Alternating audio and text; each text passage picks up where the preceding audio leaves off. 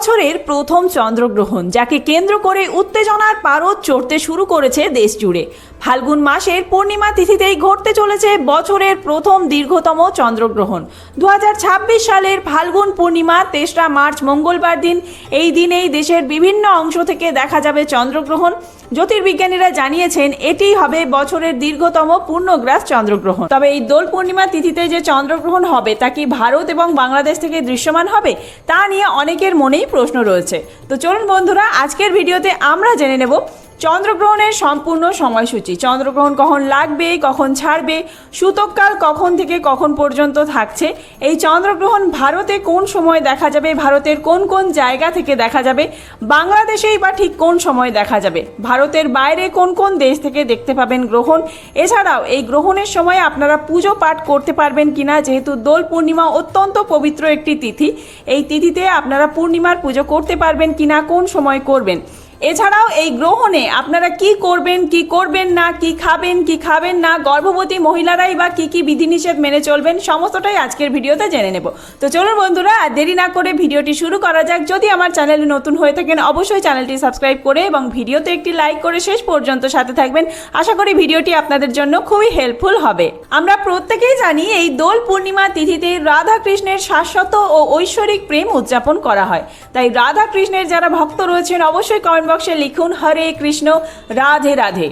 কোন জায়গা থেকে দেখছেন বন্ধুরা অবশ্যই কমেন্ট বক্সে জানাবেন। প্রত্যেক দর্শক বন্ধুকে জানাই শুভ দোল পূর্ণিমা। তো চলুন বন্ধুরা, শুরুতেই জেনে নেওয়া যাক যে এই চন্দ্রগ্রহণ কবে দেখতে পাবেন আর কোন সময় দেখতে পাবেন।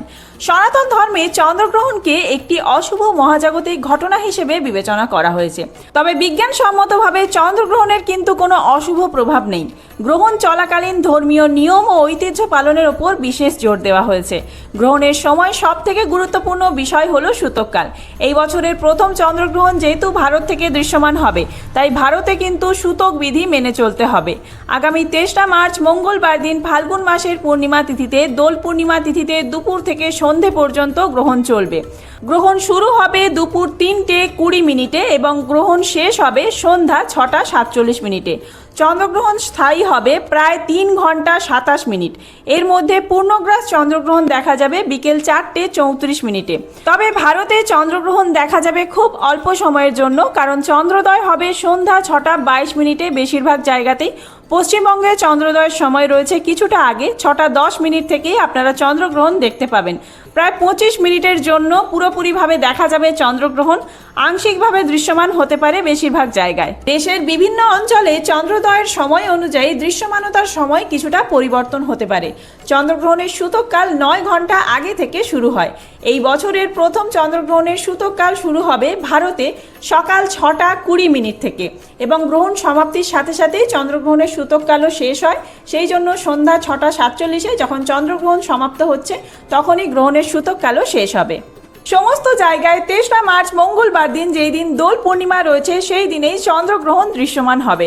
তবে অনেকের মনেই প্রশ্ন রয়েছে যে চন্দ্রগ্রহণের মধ্যে কি হোলির রং গায়ে লাগানো যাবে?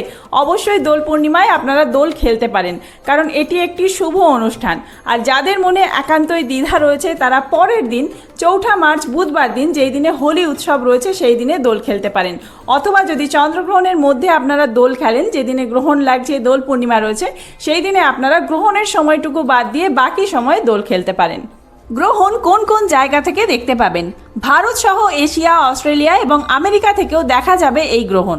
তবে ভারতের কোন কোন রাজ্য থেকে দেখা যাবে গ্রহণ, চলুন জেনে নেওয়া যাক। পশ্চিমবঙ্গ এবং পশ্চিমবঙ্গের উত্তর পূর্ব অংশে, পাশাপাশি মিজোরাম, নাগাল্যান্ড, মণিপুর, অসম এবং অরুণাচল প্রদেশের মতন উত্তর পূর্বের রাজ্যগুলিতে এই গ্রহণ দৃশ্যমান হবে। এছাড়াও দিল্লি, উত্তরপ্রদেশ, মহারাষ্ট্র এবং রাজস্থানেও চাঁদে আংশিকভাবে গ্রহণ লাগবে। এবার চলুন জেনে নেওয়া যাক যে এই গ্রহণের মধ্যে আপনারা কি করবেন আর কি করবেন না। গ্রহণের সময় খাবারে বা জলের পাত্রে তুলসী পাতা দিয়ে রাখা শাস্ত্রীয় রীতি, যাতে গ্রহণের নেতিবাচক বিকিরণ খাদ্যের ওপর প্রভাব না ফেলে। যারা গর্ভবতী মহিলা রয়েছেন তারা এই সময় খাদ্য গ্রহণ করবেন না। অন্যান্য মানুষেও এই সময় খাদ্য গ্রহণ না করাই ভালো। তবে অসুস্থ ব্যক্তি, বাচ্চা, বৃদ্ধ, তাদের ক্ষেত্রে ব্যাপারটা আলাদা, তাদেরকে আপনারা খেতে দিতে পারেন। আর অন্যান্য যারা রয়েছেন আর গর্ভবতী মহিলারা, তারা এই সময় জল পান করতে পারেন। অন্যান্য খাদ্যবস্তু গ্রহণ না করাই ভালো। চন্দ্রগ্রহণের সময় কোনো রকম ধারালো বস্তু ব্যবহার করবেন না। গর্ভবতী মহিলারা আগুনের সামনে যাবেন না, রান্না করবেন না। চন্দ্রগ্রহণের সময় ওম সোমায় নম অথবা মহামৃত্যুঞ্জয় মন্ত্র জপ করা অত্যন্ত ফলদায়ক। গ্রহণ শেষ হওয়ার পর সাদা রঙের জিনিস যেমন চাল, চিনি বা দুধ দান করলে চন্দ্রদোষ থেকে মুক্তি পাওয়া যায়। এছাড়াও গ্রহণ চলাকালীন সময়ে আপনারা ভগবানকে স্পর্শ না করলেও ভগবানের নাম জপ করতে পারেন, হরে কৃষ্ণ নাম জপ করতে পারেন। এই দিন 108 বার এক মনে হরে কৃষ্ণ নাম জপ করলে শ্রীকৃষ্ণ আপনাদের সমস্ত মনোবাসনা পূর্ণ করবেন। সবশেষে বলে রাখি, এই দোল পূর্ণিমায় চন্দ্রগ্রহণের মধ্যে পুজো করা যাবে, তবে চন্দ্রগ্রহণ কেটে যাওয়ার পরবর্তী সময় সন্ধ্যা 7টা থেকে রাত্রি 9টা পর্যন্ত পুজোর শুভ সময় রয়েছে। এই সময় সত্যনারায়ণ পুজো, রাধাকৃষ্ণের পুজো আপনারা করতে পারেন। রঙের উৎসব হোলি এবং চন্দ্রগ্রহণের এই মিলন আমাদের আধ্যাত্মিক সচেতনতার পরিচয় দেয়। উৎসবের আনন্দ উপভোগ করার পাশাপাশি শাস্ত্রীয় বিধিনিষেধ মেনে চললে চন্দ্রগ্রহণের নেতিবাচক প্রভাব থেকে মুক্ত থাকা সম্ভব। এতে ভয়ের কিছু নেই। তো আজকের ভিডিওটি এখানেই শেষ করছি। খুব তাড়াতাড়ি নতুন কোনো ভিডিও নিয়ে আসছি। সেই ভিডিও দেখার জন্য অবশ্যই চ্যানেলটি সাবস্ক্রাইব করে সাথে থাকবেন। আর এই ভিডিওটি যদি হেল্পফুল হয়ে থাকে বন্ধুদের মধ্যে অনেক বেশি শেয়ার করবেন। ধন্যবাদ সবাইকে। শুভ দোল পূর্ণিমা।